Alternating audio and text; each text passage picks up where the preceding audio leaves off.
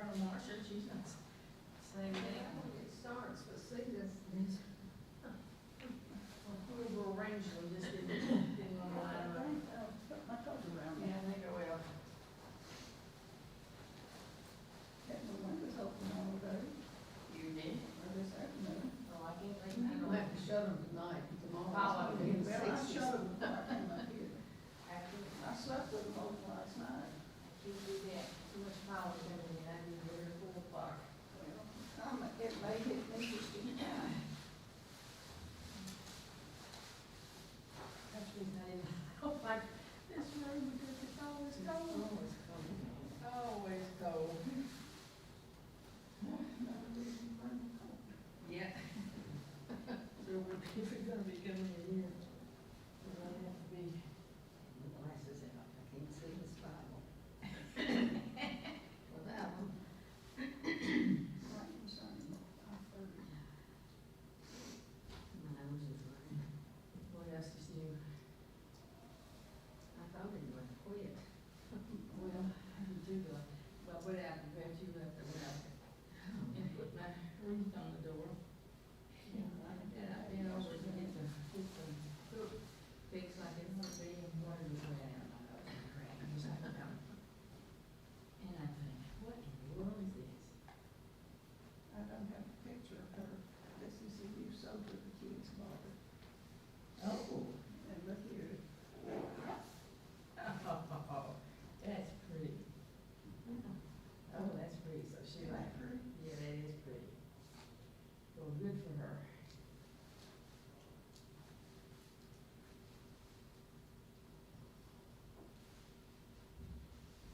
I'll show you one she I gave me. didn't realize that this thing here went all the way down to the bottom of this box, but it does. Jumping in there, going further and further down. I didn't stick mine in here, it was laying on the table, I had it laid out. and then Okay, there's your 50 cents back. My hand. No wonder you couldn't get it, see, he goes all the way down to here, and I thought it just went there. Oh, my What is Lord. that you just need? I have no idea. Georgia. And this is the one she gave away. Okay, well, that's a nice looking, That's my great granddaughter. oh, that's Zach's little girl. That's actually her. And how old is she now? Probably 3, I'm guessing. Ain't it really been that long?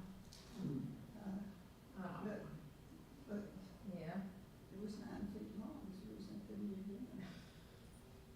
that sounds like that thing you brought over Jimmy's got upstairs. I need to get the cushions refilled, they put the foam styrofoam and the things in the, you know, it's 2 cushions. And one, and they're just flat, they back flat as a glitter, and I need to get them, put back in them, I don't, maybe have to go to the outfit. Let's see, somewhere in here, I've got a picture of Janet and the family are waiting.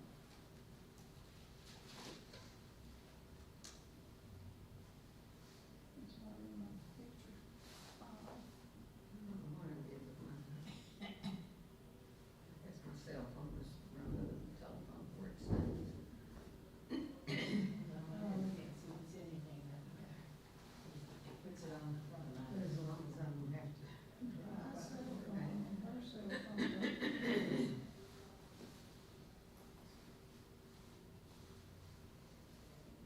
I wonder what does that mean? FedEx, that's on the same. What it is. Where's my pen? I might have to write something. I know it's in there Some somewhere. address. Voicemail. I don't know what the name is.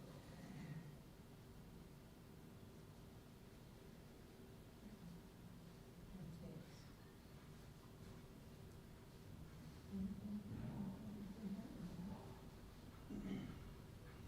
Delivery address checking. The same as how. I haven't got anything. Here's our lesson plan. So, we really had a fun time over the convention the other day. Eating is still good. couldn't hear it, and I see that, how they did the shut, and I didn't know it, did it? What in the world is it? There's Janice and, Lisa, here's Shirley. Yeah, that's the birthday party. There's the guy that, there's Ward, there's Senator Haggerty, now that's what Janice kept wanting to know who that guy I was. don't know who he is. I don't either, he was everywhere, that's the one, yeah. I don't know who that is. And I know who those two, that she got a picture made with them. Well, there's Jim and his, girlfriend, there's Ward and Janet. Well, that's Janet over there, cause there's Yes, this thing, well, I mean, this other one is right Yeah, here. that's right. Yeah, that's her. That, That's not Janet. that's, is it, well, Ward and Janet.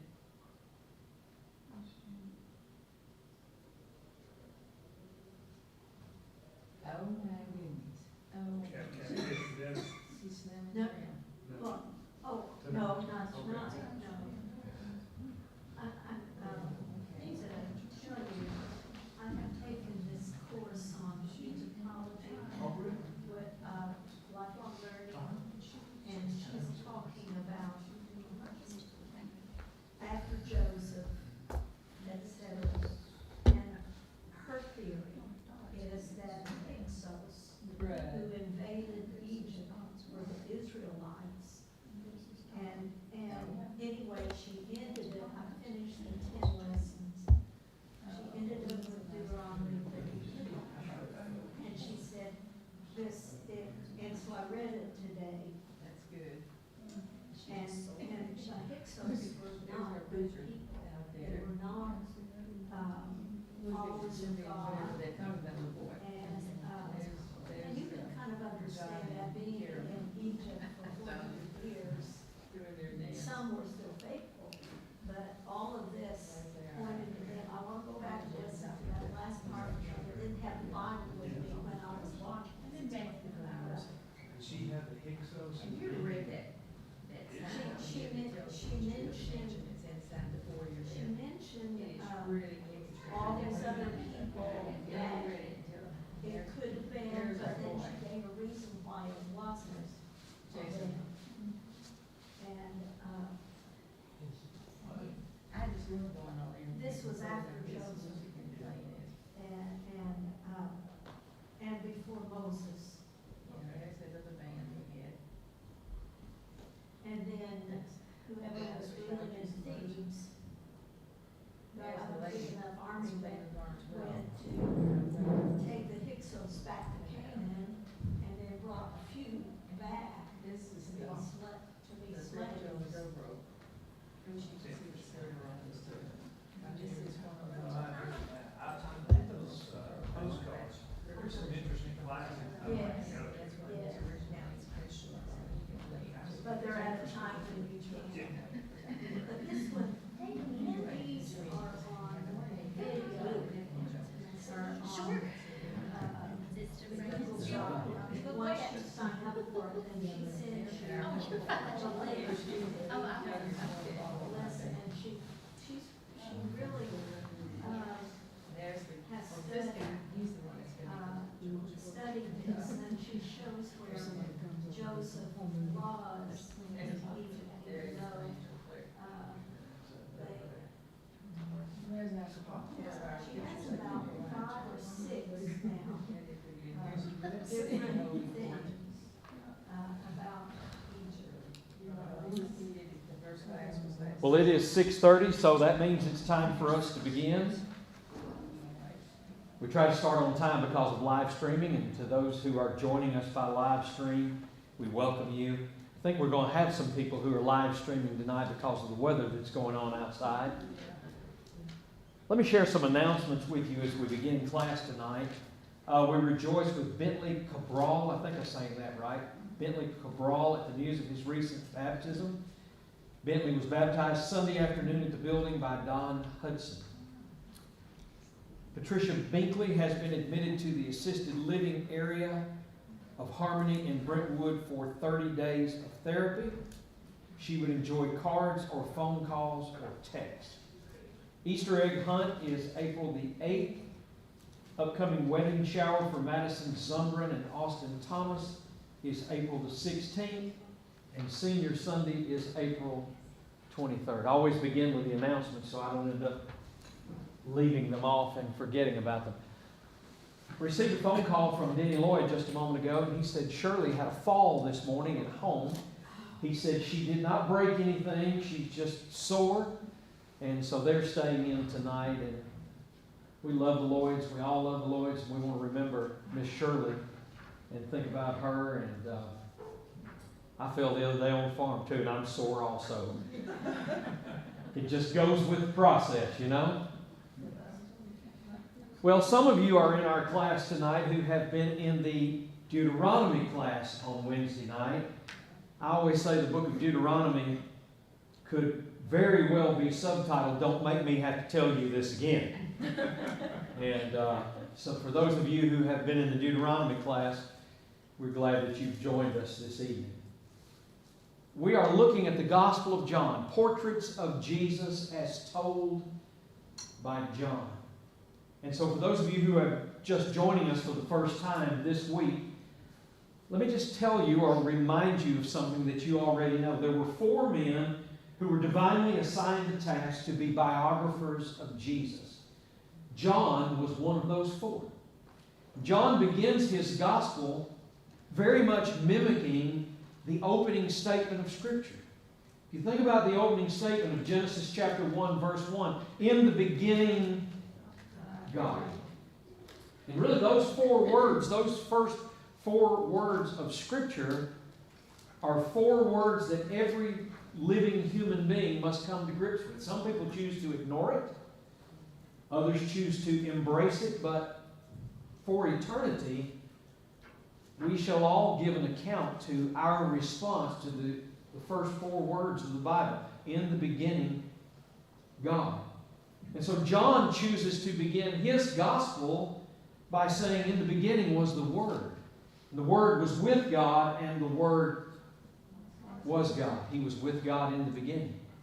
And so John has decided that the best way for him to display the integrity and the character of God, he's decided that in writing his gospel, he's going to write about all of these encounters that Jesus has with other people.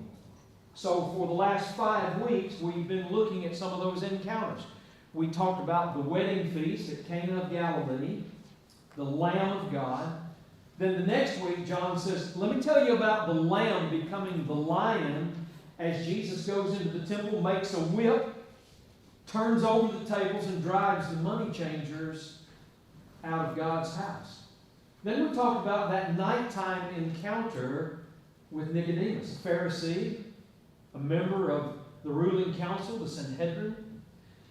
Then we changed gears a little bit and we talked about Jesus' encounter with a Samaritan woman at a well who'd been married 5 times. The man she was living with now, she wasn't even married to. And then last week we talked about that encounter with the nobleman whose son was sick and was really nearly at the point of death. So as we come to our 6th week in this discussion, I'm going to ask you to be turning to John chapter 5 this evening. John chapter 5, another one of those encounters. I think a very interesting one. John chapter 5. It's a story that I know you've read before, a story I know you've heard before. But I want to ask you to try and use the power of your imagination tonight as you also look at the text there in John chapter 5. And I will tell you that as you read this story and you read the description that John is giving of a particular individual that Jesus is going to encounter, I think I'm safe in saying to you that this man just laid there kind of like a blob every single day. This is how he lived. This is how he assumed he would die. This is his existence. And he did not believe that anything would change. It was, in fact, a hopeless existence. And I think John tells this story and paints this portrait because John wants us to see and understand Jesus was all about the hopeless. In fact, if you think about it, you can easily make the case that that was the single focus of His entire physical life. He was all about those who were hopeless. I'll tell you, over the years in the construction business, I have done quite a bit of work for healthcare companies and on healthcare facilities, including one particular healthcare company that is located not too very far from here. And even though I did not have one single thing to do with the healthcare part of it, my role was to deal with their facilities. I heard about it every single day. You heard it every day. They talked about it. It was on banners. It was on posters. You had to go to meetings. And they talked about better choices for a better life. Isn't that a nice slogan? Better choices for a better life. And you know the mantra, healthier eating and exercise and good life habits will improve the quality of your life. It'll make your life so much better. It will help you live longer. And you are strongly encouraged to stop all those bad things that you do. Stop smoking. Stop chewing. Stop drinking. Stop eating at McDonald's. Exercise more so that you'll have a better quality of life and so that you will not die at least right away. And yet, and they knew this, by the way, and yet study after study after study reveals that 8 out of 10 people who are given that information will choose not to change their lifestyle. They have just accepted a pattern of hopelessness. They believe they cannot change. They believe there is no one who will help them change. And since they can't change and nobody's going to help them anyway, they might as well just keep on drinking and keep on smoking and keep on eating Big Macs. Keep on doing all of those things, washing them down with Diet Coke, because they are walking the steps of a hopeless journey called life. Now, Blue Cross, the one that I work for, they want you to stop all of those bad things because they want you to live a long and healthy and productive life. That's what they tell you. All right, so they say. And that, my friends, is a lie. It is a lie. They want you to stop all of those bad things because they want to stop paying for all the accompanying medical costs that go along with the bad choices you have made in your life. So I want you to understand tonight as you look at John chapter 5 that Jesus wants to help you with a deeper kind of hopelessness. And He wants to help you because He loves you. And He wants to help you because He wants to save you. So we're going to go to the text now. John writes all about it here in chapter 5. Sometime later, Jesus went up to Jerusalem for a feast of the Jews. Now, there is in Jerusalem, near the sheep gate, a pool, which in Aramaic is called Bethesda, and which is surrounded by 5 covered colonnades. So let me just tell you that the sheep gate is a gate in the wall around Jerusalem where people would bring the sheep who were going to be offered as sacrifices. Makes sense, right? That's why they called it the sheep gate. And the sheep would be washed there before being led through the temple courts to the place where they were going to be offered as a sacrifice. Just inside the sheep gate was a pool. John tells us it was called Bethesda. It's an Aramaic word that means literally house of mercy. Now, for the sheep's part, if the sheep knew what was about to happen to them, if they had any knowledge of that, I doubt they would see this as a house of mercy. They were about to be killed and sacrificed. But for men, that's what it was. And actually, there were 2 pools side by side There was a wall in between them, and they were all covered by this huge porch. It was where they washed the sheep. It was also where they housed the people who were useless. The useless people. The people who didn't matter. People who, for whatever reason, now maintain just a hopeless posture in their life. They're just there waiting to die. And Jesus comes here and He makes a beeline through the sheep gate and He goes directly to the pool Bethesda. See, I'm seeing a lot of similarities here to John chapter 4 and the woman at the well. You know, He had to go through Samaria. He had a specific person that He was headed for. Jesus was after somebody. He's after this guy that I described sort of as a blob just lying there. Look at verse 3. Here a great number of disabled people used to lie. He's going to tell you who they are. The blind, the lame, the paralyzed. One who was there had been an invalid for how long?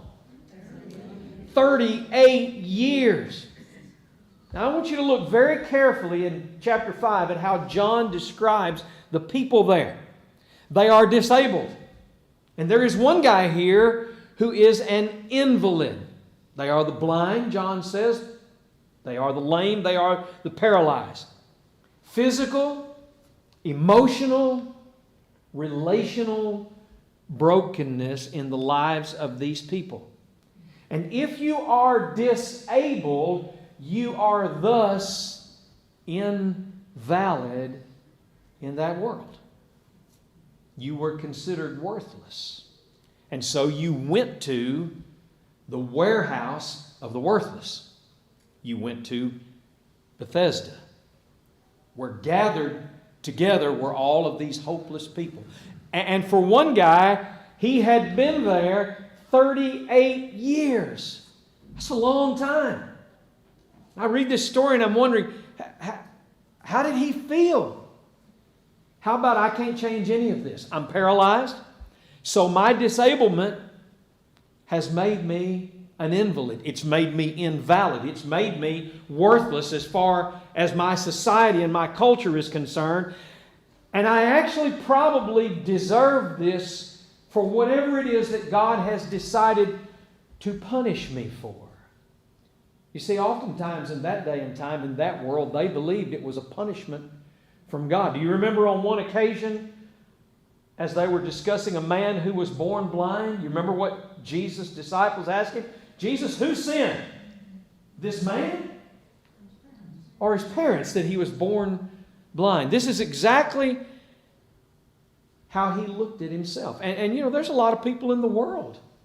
There are a lot of people that you know that you are surrounded with every day who see themselves in that exact same way. They are hopeless. They are disabled. They believe that they are invalid as far as culture is concerned.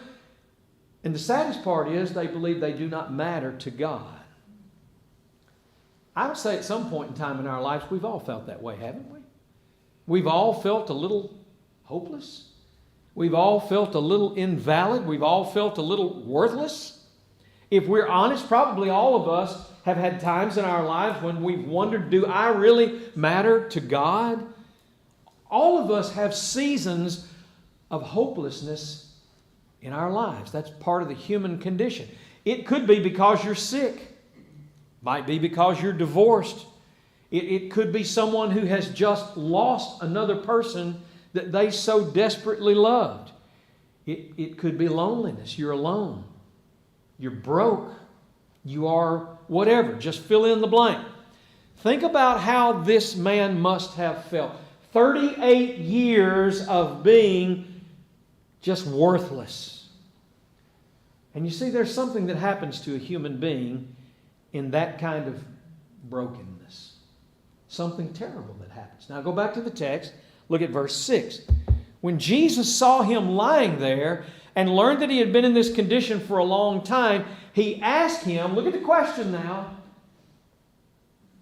do you want to get well? You want to get well? You see, it's a question about hope.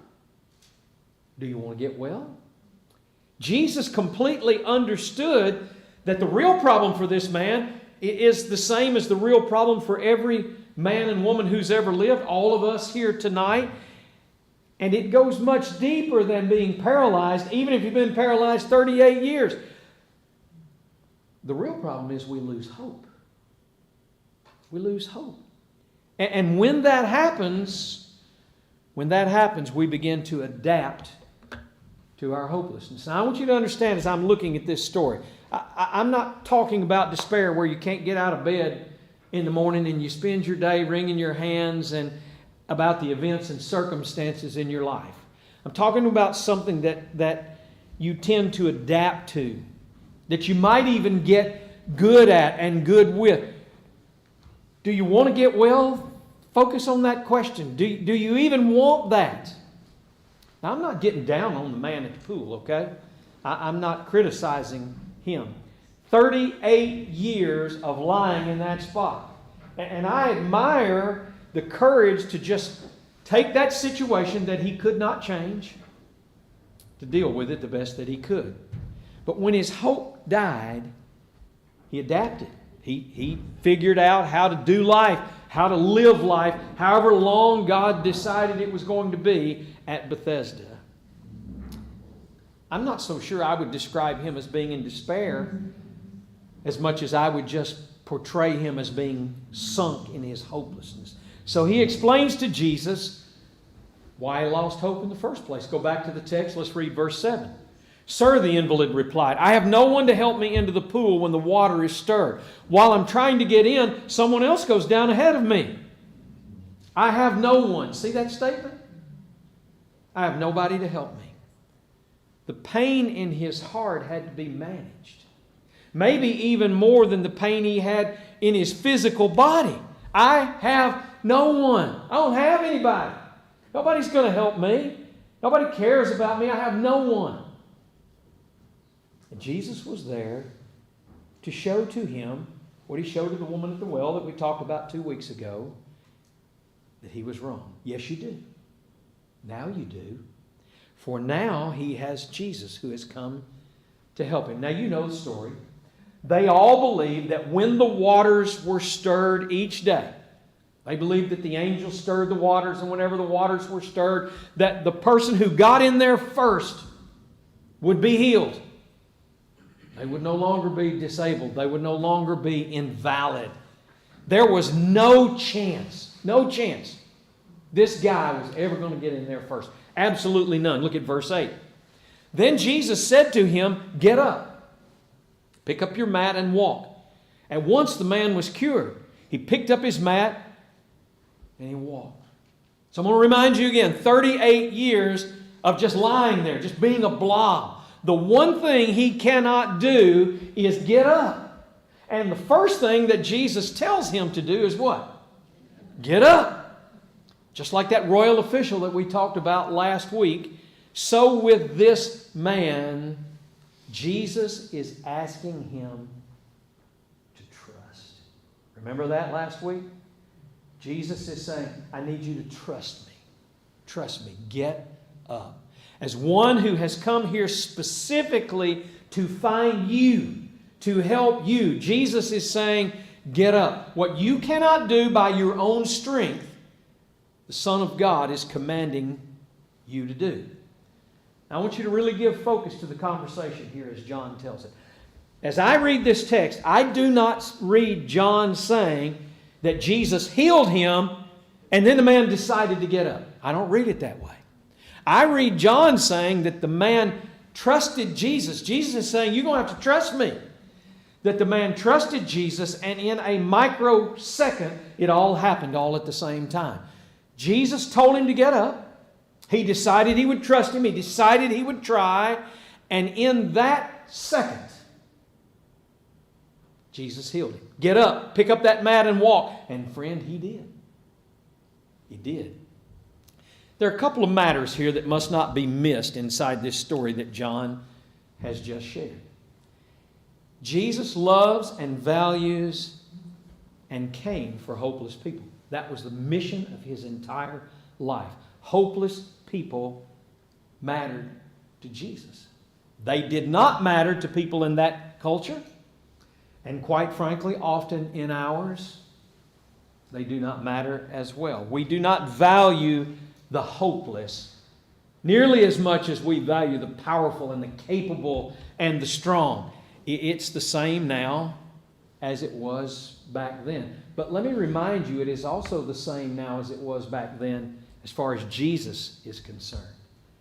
He cares about the hopeless. He cares about the disabled in heart, the invalid of spirit. They matter to Him.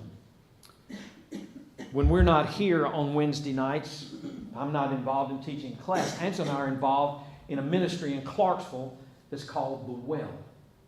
And basically we have an old Elks Lodge right in downtown Clarksville, probably the roughest part of town, and we feed the homeless on Wednesday nights. It's a nice meal. They come in, we serve them, we feed them. Might be 100, might be 150. And these are people who believe they are invalid. Their life is hopeless. Many of them have addictions to drugs. A lot of them are alcoholics. Lots and lots of them have some problems here, which makes it impossible for them to work or hold a job, etc. But you know, when we're involved in that process, when we're involved in that particular work,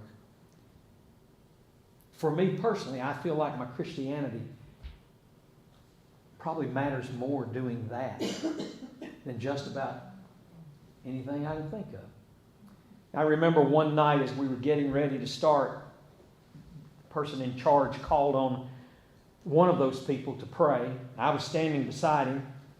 The smell of alcohol just reeked off of him. And he took his hat off and he asked everyone to bow their heads, and he said, "Lord, you know what we are. We know what we are. But we thank you for loving us anyway."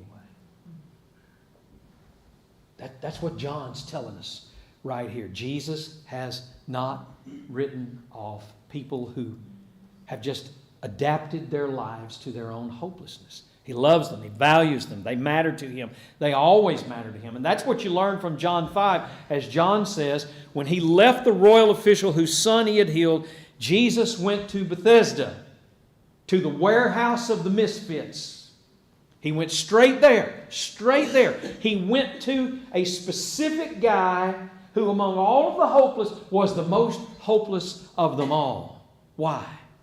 Why would He do that?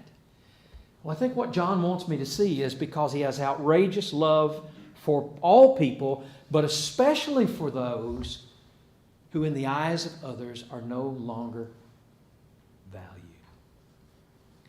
I wonder how many people we live next to, work with, encounter every day. People that God puts in the path of our lives. And we have no idea the season of hopelessness that they're experiencing in their life.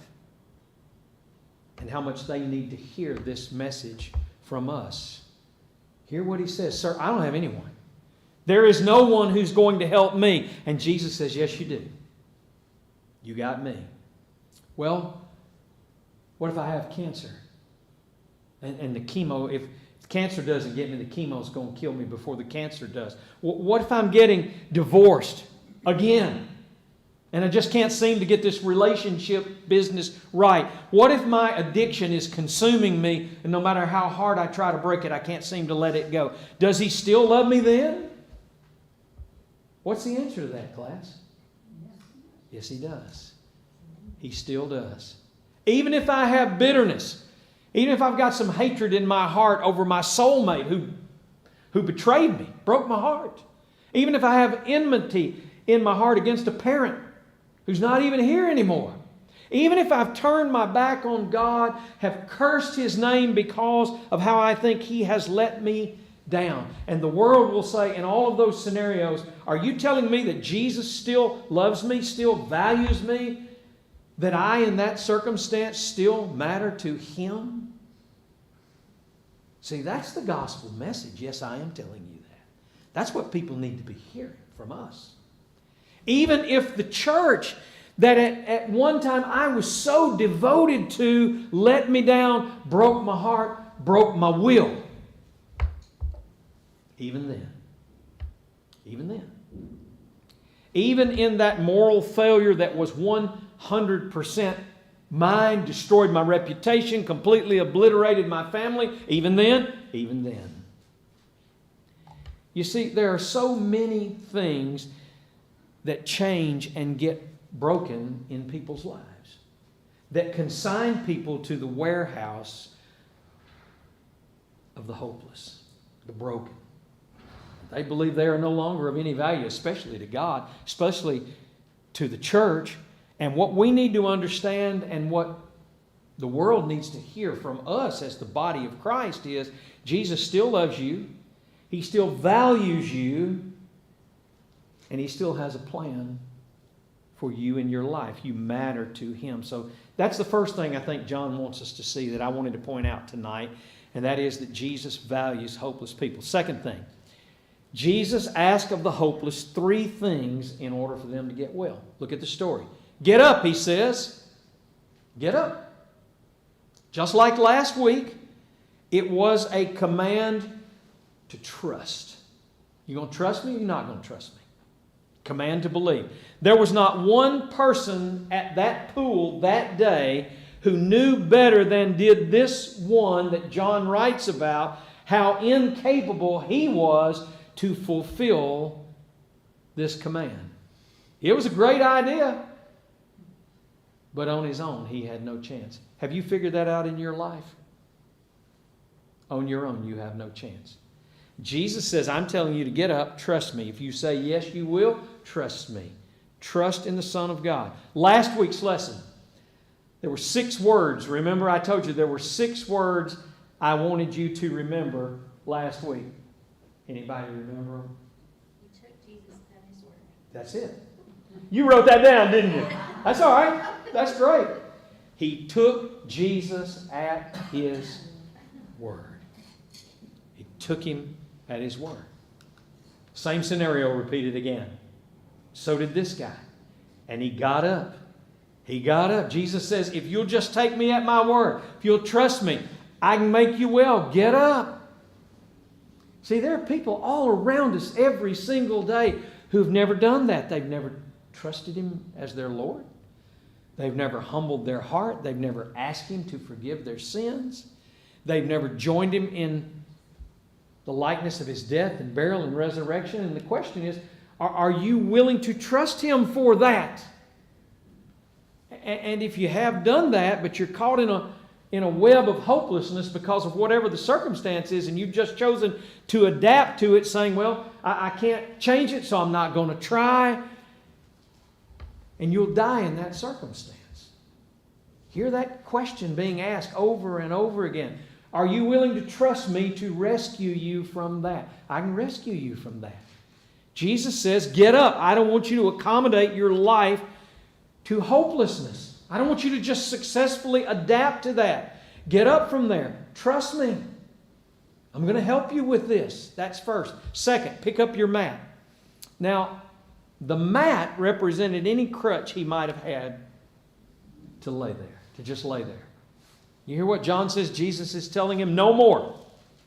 Get that mat, pick it up, scoop up that mat. The mat that's held you down, show some mastery over it. No more excuses. Get rid of the prop. You master it. You rid yourself of it. Stop being passive. Stop thinking that there's just nothing that I can ever do. There's nothing that can ever make any difference. Pick up your mat. Find something positive. I tell people all the time, find a ministry to join. Find another person who has experienced more hopelessness in their life than you have and serve them. You realize if you just stopped and asked, how many people does God put in the path of my life every single week? That if I just noticed them and just did something about their situation, it would help them, but it would likely help me even more. I think Jesus would say to us, stop looking in the mirror. Stop looking in the mirror. Pick up your mat. Get up. Walk. Move one day at a time with your hand in the hand of Jesus and let Him be the one who guides you. And don't misunderstand. If you have cancer, Jesus has never promised that He's going to heal you, take that cancer away. He didn't promise you that. If you had a mate that broke your heart, if you have a child that's broken your heart, if you have a friend or a church member that's done you wrong and has left a bitterness that you just can't get that taste out of your mouth, Jesus has not ever promised you that He's magically going to make all that right. If you've broken God's laws, there are some consequences that will surround you perhaps for the rest of your life because of what you've done. And Jesus never said to you, I'll make all of those consequences magically disappear, because they won't magically disappear. They will not. But He has promised that if you'll get up and if you will pick up your mat, He'll make you whole again. He'll make you well again. Your heart and your outlook and your perspective will be healed. Get up. That's first. Pick up your mat. That's second. Well, if you're looking at the progression in John's writing there, the third's as plain as the nose on your face, isn't it? Walk. Just walk. Just walk. It's what John writes. Look at verse 9. He picked up his mat. What's the next two words? And walked. Don't just pass those words by as incidental. He picked up his mat and walked. Well, there's a rest of the story that we really ought to read. Let's read it just now. The day on which this took place was a Sabbath. And so the Jews said to the man who had been healed, it's the Sabbath. The law forbids you to carry your mat. Hey, knucklehead, it's the Sabbath. Don't you know you can't carry your mat on the Sabbath? Bless his heart. He finally has a happy moment and nobody's happy with him. I just feel he gets in trouble first thing. Yeah. I'm so sorry. Some church member comes along and says, don't you know this is Saturday? What are you doing? Now, I have trouble, Rita, I have trouble wrapping my head around this. Let's go back to how long did he lay there? 38 years. Imagine that. They knew this guy. 38 years. John, where are the words of kindness? Where are the messages of congratulations? 38 years. And all they could see was their interpretation of and their additions to the law of God. Kind of stings a little bit, don't it? Hey, pal, don't you know that this is the Sabbath? And we consider carrying that mat on the Sabbath, we consider that work. Stop doing that, lawbreaker.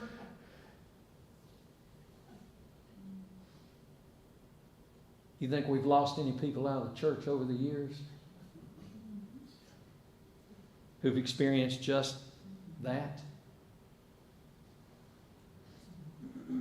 I don't even know what to say. When I've gone and helped at places that over the years who have had an unfortunate circumstance, let's say that. People are mad and they're upset, all that sort of thing. That's a fun scenario to step into. The first thing I always ask is, I need a list of everybody who's mad and left. What do you mean? I need a list of everybody who's mad. I want to list everybody who's mad and left. Everybody who got upset because what's happened, and they're not here. They were here, they're not here. I need that list. I have the secretary give it to me tomorrow. Well, I never get it tomorrow because they're scrambling because they don't even know who's mad, who left, and all that sort of thing.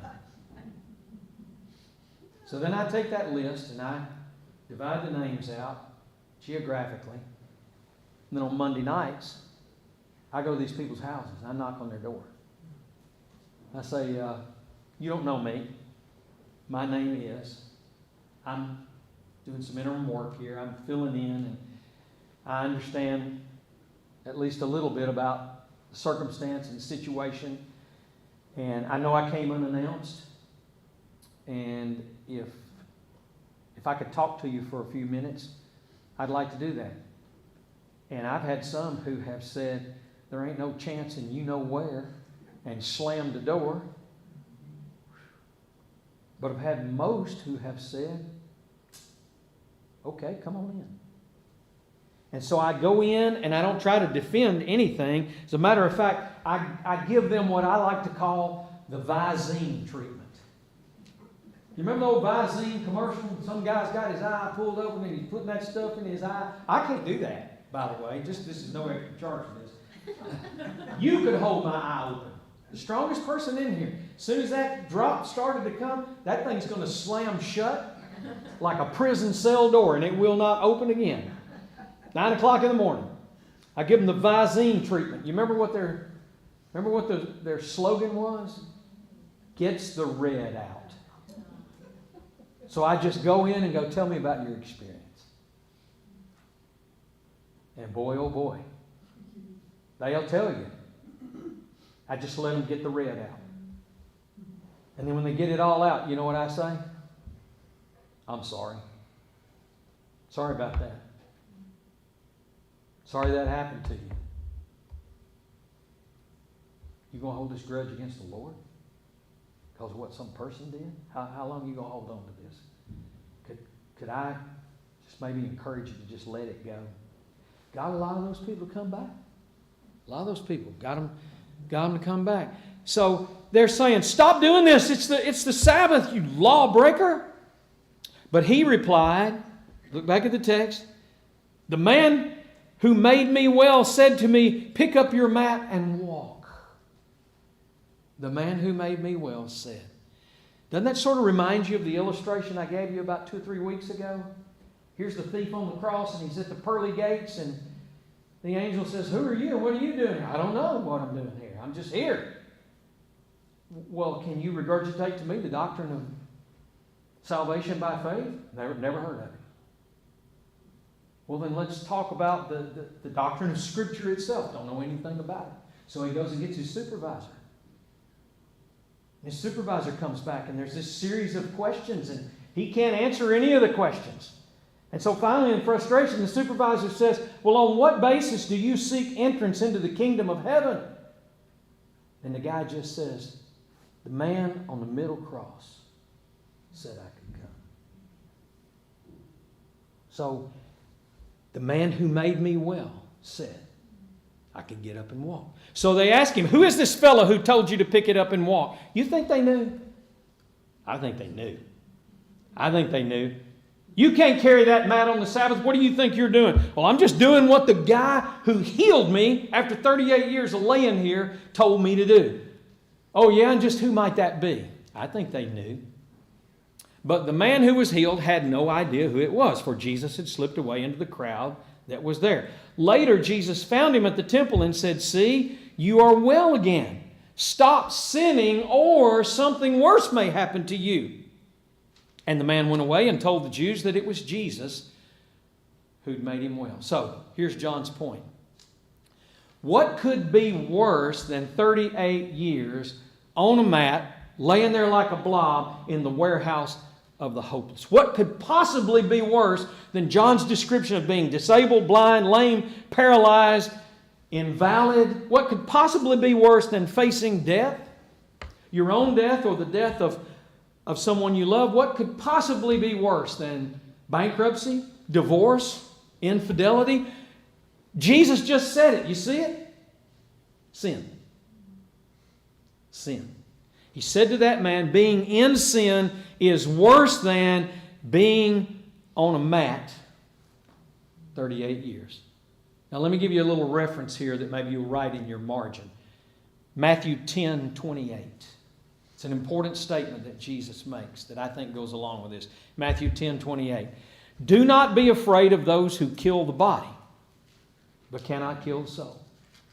Rather, be afraid of the one who can destroy both soul and body in hell. That's the definition of sin without Jesus. That's its ultimate destination. It's the only place it can go. There's no other place it can arrive. Listen to how the Message translates this. Don't be bluffed into silence by the threats of bullies. Folks, as you listen to this, you just see if this is relevant to our culture. Don't be bluffed into silence by the threats of bullies. There's nothing they can do to your soul, your core being. Save your fear for God, who holds your entire life, body, and soul in His hands. That's what we need to be focused on. There's a whole world out there that's going to call you all sorts of names, put all sorts of labels on you, and tell you are all sorts of bad things if you don't comply with their worldly view. You hear what Jesus is saying? Don't be bluffed into silence by the threats of bullies. There is nothing they can do to your soul. You going to be afraid? Save your fear for God. He holds all of you. He holds your entire life, your body that's going to get laid down, and also your soul in His hands. Well, that's it.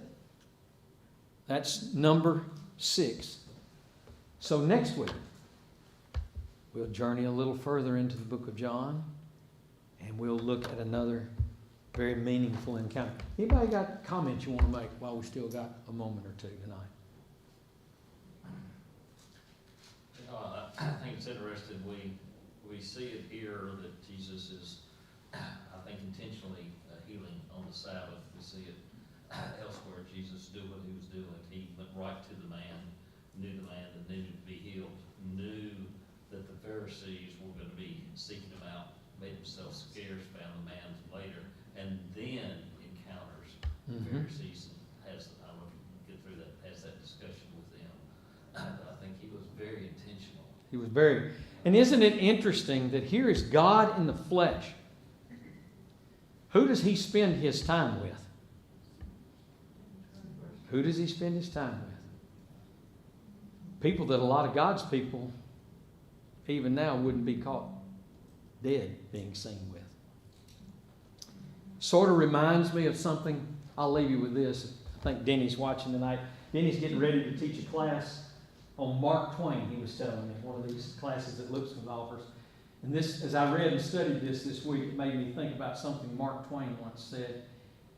Mark Twain said, "The more time I spend with Christians, the more I understand why the Lord spent all His time with sinners."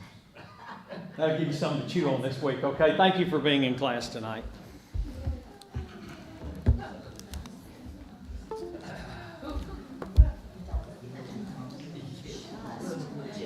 Like it.